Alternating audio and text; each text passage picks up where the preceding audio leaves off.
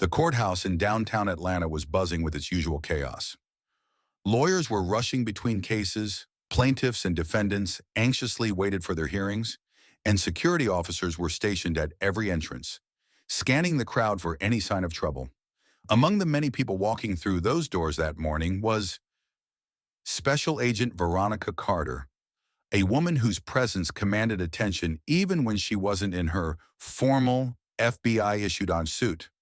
Standing at 5 feet 9 inches, with sharp brown eyes and a powerful demeanor.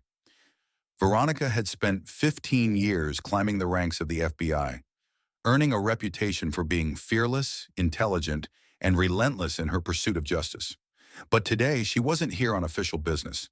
She had come in plain clothes, a sleek black blouse, tailored pants, and low heels, to support her younger brother, Malcolm, who had been wrongfully accused of resisting arrest during a routine traffic stop.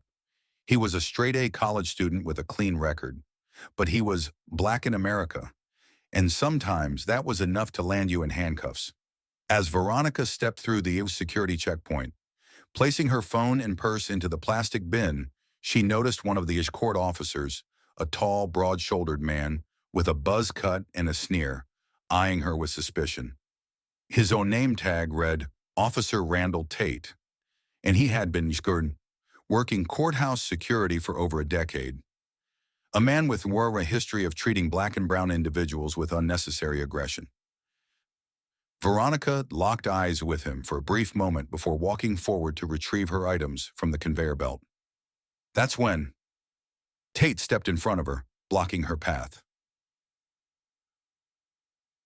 "Hold it right there," he barked, his voice carrying across the checkpoint. Veronica had raised an eyebrow, her lips tightening. "Is there a problem?" she asked, her voice calm but firm. Tate crossed his arms, smirking. "What's your business here?" he demanded. Veronica, unfazed, he simply said, "I'm here for a hearing." But Tate wasn't satisfied. He tilted his head, eyeing her like she was a trespasser. "You got ID?" he asked, his tone dripping with condescension. Veronica exhaled sharply, already knowing where this was going. She reached into her purse, retrieving her driver's license, and handed it over. Tate only snatched it from her grasp, looking at it for barely a second before letting out a mocking chuckle. "Carter, huh? You don't look like you belong here." Veronica's patience was thinning. "Are we done here?" she asked, but Tate's smirk widened. "Not so fast. You look suspicious. What are you really here for?" At this point, people were watching, sensing the unnecessary escalation. But Tate didn't care. He was enjoying this. Asserting his power over a black woman who, as far as he was concerned, had no business challenging him. Then he made his mistake. He grabbed her wrist. "All right, step aside. I need to detain you for further questioning," Tate declared, the moment his fingers wrapped around her wrist. Veronica removed like lightning. With a swift, controlled motion, she twisted out of his grip, her reflexes honed from years of training. The shift in power was instantaneous. Tate's smug confidence faltered, his mouth slightly open in shock. Veronica took a step closer, her voice now ice-cold and authoritative. "Do you know who I am?" she asked. Tate scowled, his bravado returning. "I don't care who you are. I said you're coming with me." That's when Veronica pulled out her FBI badge. The golden emblem flashed under the harsh courthouse lights. Special Agent Veronica Carter, FBI. And unless you want your career to end right here, right now, I suggest you take your damn hands off me. The entire security checkpoint fell into dead silence. Tate's eyes widened. As he stared at the badge, realization dawning too late.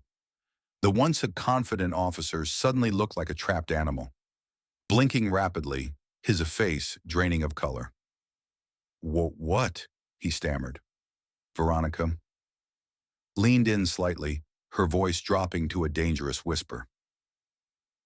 I suggest you think very carefully about your next move, because if you try to detain a federal agent without cause, I will personally make sure you never work in law enforcement again. Tatemore stepped back, his hands slightly trembling. The courtroom observers, the other security officers, and even the clerks at the front desk were all staring at him, waiting to see what he'd do next. Then from across the hall, a powerful voice cut through the tension. What the hell is going on here? Judge Eleanor Watkins, one of the most respected judges in the county, came storming out of her chambers. She was an older black woman with years of experience dealing with both the law and men like Tate. Veronica turned to her. This officer attempted to unlawfully detain me. Judge Watkins. Eyes snapped to Tate, her expression darkening. Officer Tate, is that true? Tate swallowed hard, his jaw tightening. She looks suspicious. The judge's eyebrow shot up. Suspicious, she echoed. You mean a black woman walking into a courthouse? Tatus opened his mouth to respond. But the damage was done. Judge Watkins turned to Veronica. Are you pressing charges, Agent Carter? The question hung in the air. Veronica, cool and composed, took a long breath. Then she turned to Tate, her gaze burning into him. No, she said. But I will be filing a formal complaint, and I expect him off courthouse security duty by tomorrow. Judge Watkins nodded. Consider it done. Tate's face crumpled, his arrogance completely shattered. He knew his days of unchecked power were over. As Veronica walked past him, she paused. Next time, do your job properly, and maybe, just maybe, don't judge people by the color of their skin. Then, without another glance, she walked into the courtroom to defend her brother. And Officer Randall Tate? By the next morning, he was no longer employed. Justice had been served.